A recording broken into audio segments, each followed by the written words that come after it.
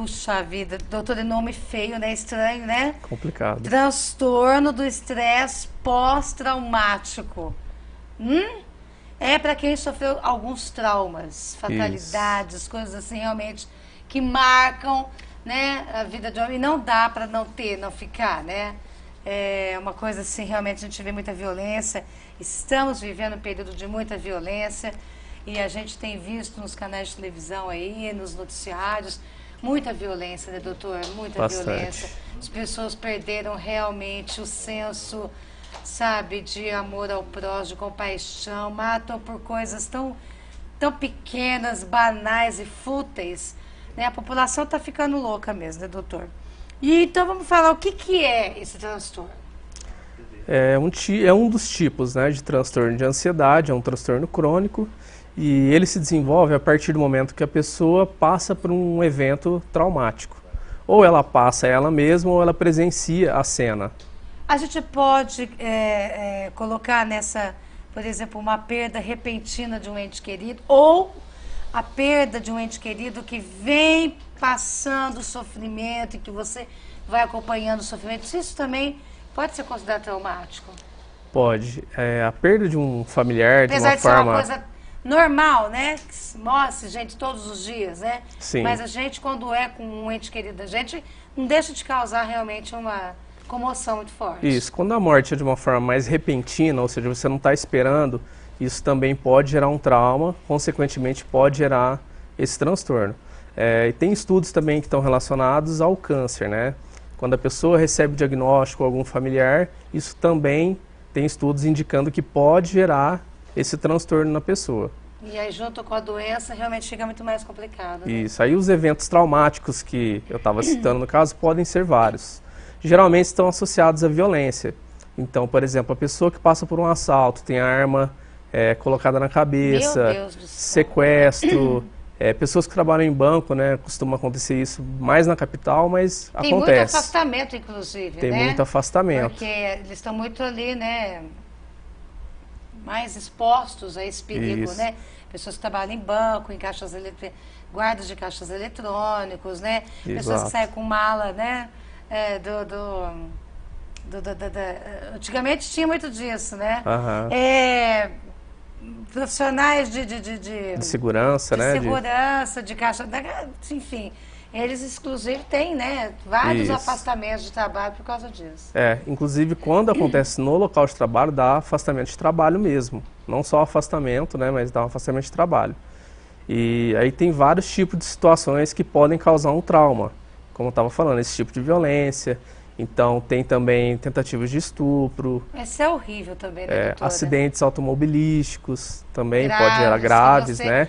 acaba presenciando ali pessoas, né, Exato. totalmente... Ou que a própria pessoa quase morreu, ou viu algum que estava com ela falecer. Deus me livre. Então, sempre que tem aquela ameaça de morte, aquele medo intenso, ele pode gerar E pavor. um estresse pós-traumático. Pavor, né? Isso. O pavor é terrível. Quais são os sintomas, doutor? Olha, os sintomas precisam ter 3 grupos de sintomas presentes para que seja diagnosticado, tá? Quais que são? A evitação, então a pessoa passa a evitar tudo que lembra aquele acontecimento. Então, por exemplo, pessoa que estava junto com ela no dia, ela passa a evitar ter contato com ela. Lugares, a pessoa não passa mais naquela rua, não vai mais, em caso, por exemplo, de bancários, que acontece de ter um assalto ao banco e ele participou. Então, de repente, a pessoa não consegue voltar à atividade de trabalho, não só do banco, como outros. Então, a pessoa não consegue nem, de repente, chegar na porta do banco. Deus me livre. Então, a pessoa passa a evitar lugares, situações, pessoas, objetos, tudo que venha a trazer à memória o fato traumático que a pessoa passou no dia.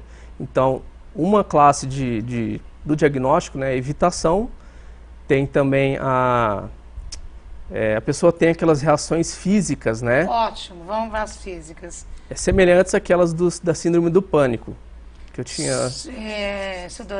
sudorese, tremor, taquicardia, dores de cabeça, dores no estômago, enjoo, ânsia. Ai, Deus, então, assim, a pessoa fica hipervigilante, ou seja, ela presta muita atenção em tudo que está acontecendo ao seu redor. Então, se acontece um barulho, ela já associa ao barulho que ela ouviu no dia né? Então isso tudo precisa ter evitação, precisa ter esses sintomas e também precisa ter aquela questão da pessoa estar sempre associando, revivendo na verdade. Como que ela revive essa situação? Através de pensamentos ou sonhos também. Então a pessoa tem sonhos recorrentes e além dela lembrar... Sonha com um acidente. Isso, sonha com uma situação traumática. E aquilo, ela não só pensa como sonha, e ela tem os sentimentos, as sensações que ela teve no dia. Então ela passa a reviver todo aquele sentimento na mesma intensidade. Então aquilo vira algo muito ruim no dia a dia. Nossa, imagina viver assim, né? É um sofrimento muito grande para ela. Muito grande para a pessoa, né, meu Deus? Muito difícil. É complicado. E é importante ressaltar que esses sintomas, quando a pessoa passa por um evento traumático, é normal que ela fique um pouco desestabilizada durante uma, 2 semanas. Até onde é normal a gente ter esse tipo, né, as pessoas terem esses sintomas. Isso é muito importante para diferenciar isso, tá? Então, é esperado quando a pessoa passa por um evento traumático que ela fique um pouco mais sensível nesses dias, dá uma desregulada, de repente dificuldade para dormir. Tem algumas dessas sintomas... Mas até que período é considerado normal? Até 3 meses, até 4 meses? Até 30 dias. Passou de 30 dias, aí já seria o enquadrado no diagnóstico. Então, está com 30 dias ou mais desses sintomas, procura uma ajuda profissional para que seja investigado e, consequentemente, tratado. O que diferencia o trauma, então? Trauma comum. Isso. O que diferencia o trauma comum do transtorno? Então, se a pessoa está tendo esses sintomas que eu citei, porém, menos de 30 dias, depois a pessoa consegue retomar a vida dela normal. Então, ali é um trauma normal que todo mundo pode passar a sentir diante de um fato desse. Exato, né? Porque como é um trauma, então aquilo vai mexer com a pessoa. Até 30 dias, gente, só. Isso. Depois disso, a gente já precisa de ajuda. Passou de 30 dias, procura auxílio, porque tem tratamento, mas a pessoa precisa ficar atenta que aqueles sintomas faz parte de uma doença, de um transtorno que ela está passando. É difícil o diagnóstico, doutor, porque é tudo muito parecido, né? Ansiedade com transtorno de... Parece que é tudo muito parecido, mas tem diferença. Como é que a gente chega no diagnóstico? É difícil? O diagnóstico tem estudos que mostram que as pessoas que têm esse transtorno levam em média de 8 a 10 anos para descobrir que tem essa doença. Porque as pessoas não associam esses sintomas a uma doença, elas acham que é algo normal, que ela está passando, embora esteja trazendo dificuldades, sofrimento no dia a dia, ela não percebe que é uma doença e, consequentemente, não procura ajuda. Ela carrega aquilo uma vida toda junto. Exato. E o que não é bom, não é normal, não tem que ser assim. Não precisa ser dessa forma e vai trazendo diversos prejuízos na vida da pessoa. O organismo mesmo, isso. O corpo. O convívio social, ela no trabalho, às vezes a pessoa é até dispensada ou não consegue mais trabalhar, né? Então, isso traz prejuízos muito grandes na vida da pessoa. Ela se fecha, se fecha. É o que você falou, o convívio social dela acaba sendo excluído, isso, né? você pega aquela questão da evitação, que é um dos sintomas, então, de repente a pessoa não sai mais de casa naquele horário. Puxa vida. Ela não consegue frequentar certos lugares mais. Tem gente que já deixou de viajar. Exato. Não vai numa praia, não pega a rodovia mais, porque infelizmente sofreu um acidente de carro e a pessoa não tem mais coragem. Isso. E a família não tem coragem de deixar essa pessoa também viajar. Exato. Porque a família inteira, a família pode também ter esse transtorno junto. Por exemplo, um filho sofre um acidente de carro, quase morre. Ok? Ele tem o transtorno, ele tem pavor de rodovia de carro. E aí a família também pegou esse trauma.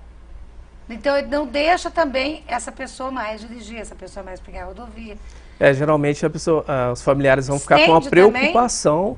Mas não é transtorno, então. Para ser o transtorno, precisa ter esses sintomas por mais de 30 dias. Porque já pensou, rapaz, a família inteira, coitado, ele nunca vai sair dessa, né? Mas geralmente a família vai ficar mais preocupada, né? Sim, não chega a ser o transtorno em si. Doutora, a gente tem que entender que fatalidades acontecem, independente Exato. de, né, é terrível, é horrível, ninguém quer sofrer, ninguém quer a parte ruim da vida, né? A gente não tem controle de tudo. A gente não aceita a infelicidade, a dor, né, a doença, a morte, a gente quer só a parte boa, né? A gente não quer a parte boa, então a gente não tem vontade mais de sofrer, porque sofrer dói, sofrer, né, destrói, entendeu? Mas a gente tem que entender que... O que o senhor diria para as pessoas, né, nessa situação? que a vida tem que se continuar, que tem que se tocar a vida, que tem Exato. que dar continuidade aos seus planejamentos, né? E não Exato. pode parar ali, é isso? É isso. Na vida a gente não vai ter só momentos bons, só aquilo que a gente espera.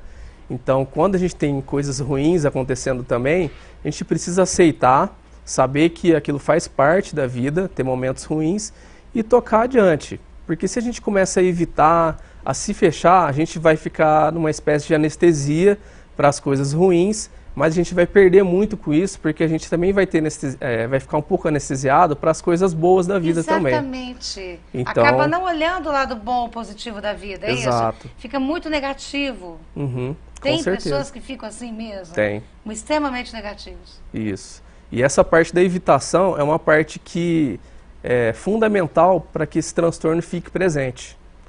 Então é muito importante deixar de evitar, é claro, no tratamento isso vai ser enfatizado, né? Mas procurar não se estabilizar, não ficar parado na vida, continuar seguindo. Há uma receitinha, doutora, assim, básica, né? Como você mesmo diz, uma terapia ocupacional. Eu sei que muitas pessoas procuram, e os psicólogos, né, como o senhor, recomendam, inclusive, a terapia ocupacional. Porque tem aquele velho ditado que cabeça vazia, oficina do diabo, né? Existe esse ditado antiguíssimo. E é verdade, a pessoa fica com a mente desocupada, ela vai sempre pensando em coisas ruins, nunca nas boas, né? Exatamente. É muito importante a pessoa ocupar a cabeça dela com outras atividades. Principalmente se a pessoa passou por um evento traumático desse, a tendência é ela ficar pensando naquilo. Então é muito importante ela se distrair, né, ter distração com outras coisas, atividades que geram prazer para ela, para que ela não fique pensando e focada nisso. Ela precisa focar em outras coisas da vida, em coisas boas. Infelizmente, não, é uma arte, viver é uma arte, né? A gente Exatamente. precisa achar, né, doutora, aquela sua receitinha. E qual que é a faixa etária que pode, né? Todas e as... mais, assim, qualquer uma. Qualquer faixa de etária. mamana caducando pode ter o transtorno. De criança a idoso, é muito comum esse transtorno. Eu tô quase lá, eu fico falando, né? Até falando da faixa etária, acho importante enfatizar que as pessoas que estão mais sujeitas a ser acometidas por esse transtorno são as pessoas que na infância não tiveram um cuidado adequado dos familiares. Então a pessoa de repente passou por uma violência, seja física, seja sexual, ou até mesmo por negligência. Assédio moral, pode enquadrar nisso daí? Assédio moral é um tipo de violência, né? O assédio moral. É uma humilhação, né? Uma humilhação. Então isso na Se infância... enquadra, então, também, doutor? Isso vai deixar a pessoa mais fragilizada, mais suscetível a quando chegar na fase adulta, se passar por um trauma, poder desenvolver esse transtorno. Frágil. A pessoa fica mais frágil no sistema dela, né, no funcionamento. E qual que é o tratamento, enfim, doutor? Como é que a gente trata esse transtorno do estresse pós-traumático? O nome que eu vou te falar, viu? Bom, o tratamento é psicoterapia e, em casos mais graves, também o tratamento farmacológico, que seria com o psiquiatra. Geralmente é utilizado os depressivos, os antidepressivos, na verdade, né? E também o que é muito importante no tratamento é o apoio social, o apoio familiar. Então a família apoiar aquela pessoa, está sempre incentivando, tanto ela aderir ao tratamento, tanto a proporcionar momentos prazerosos, né, para a pessoa e os amigos também, né? Os amigos nesse momento são imprescindíveis, a família, o carinho, o amor, né? Sim. Porque não é fácil você esquecer um fato desse, né, doutor? Isso. Realmente esquecer, acho que a gente nunca esquece, né? É. Mas a gente pode amenizar a dor, né, daquele sofrimento, daquele período, enfim. Eu queria, doutor, antes de a gente encerrar, né, aqui com o senhor, nosso tempo já está se esgotando, quero agradecer mais uma vez, quero saber se o doutor Iader curte carnaval, ou Olha, é mais montanha, praia, cabana? Hoje em dia eu sou mais tranquilo, já curti mais, hoje em dia eu tô mais... Tá sossegado, Isso, doutor? Tá mais em Barretos tranquilo. mesmo, vai viajar? Tô em Barretos mesmo, Bacana, junto com a família, né? junto com a família. Que gostoso. Doutor, então, para encerrar, eu queria que o senhor dissesse para as pessoas com relação ao carnaval também, né? O menos é mais, né, doutor? Sempre. A questão de tudo que eu vejo na vida é o equilíbrio, né? Tudo que a gente não deixa de aproveitar, não deixa de de ter momentos gostosos, prazerosos, mas tudo com equilíbrio, tudo usando bom senso. Isso vale para tudo na vida. Tudo, sempre, né? Com e se certeza. cuidar, né, doutor? Para que a gente possa viver outros carnavais sem trauma. Sem trauma, de preferência. Né? Se beber, não dirija, pelo amor de Deus. É sempre bom ter um amigo, né, que não beba, né, não consuma aí nada de alcoólico. E para que essa pessoa seja responsável de, né, vamos brincar o carnaval com responsabilidade, vamos aproveitar a parte boa do carnaval, a alegria, né, né, as brincadeiras desse carnaval, a magia das fantasias, enfim, vamos brincar o carnaval com responsabilidade, né, vai viver a parte boa dela, o lado bom dele. Quem é de carnaval, bom carnaval. Quem não é de carnaval, bom descanso, bom né? descanso, um bom churrasco com a família, piscina, praia, enfim. Monte o seu feriado. E amanhã a gente também vai ser reprise do programa amanhã, né, Alessandra? Vamos ter reprise do programa e a gente volta a se encontrar na quarta-feira de cinzas. E aí, retorna aqui comigo, desce de Deus. Tá certo? Quero cumprimentar mais uma vez, agradecer a nossa produção, a Alessandra Morim, Rogério Matos também, cinegrafista, Marcos Aleixo, Michele Motoca, Carol Rustiz, Vinícius Lindo Borges, que vocês conheceram e que está hoje do outro lado, na direção de mais. Obrigado, meu lindo, por tudo. E quem mais? Nossas telefonistas, né? A Patrícia, a Flávia, enfim, a todo mundo que ajuda a fazer esse programa maravilhoso. Ao doutor Iader, nossos parceiros, um beijo muito carinhoso a todos vocês. Fiquem com Deus, aproveitem bem o feriado e a gente se encontra na quarta. Se Deus quiser. Tchau, tchau. Eu quero que você queira em fevereiro. Quero ser o sol que ilumina essa manhã.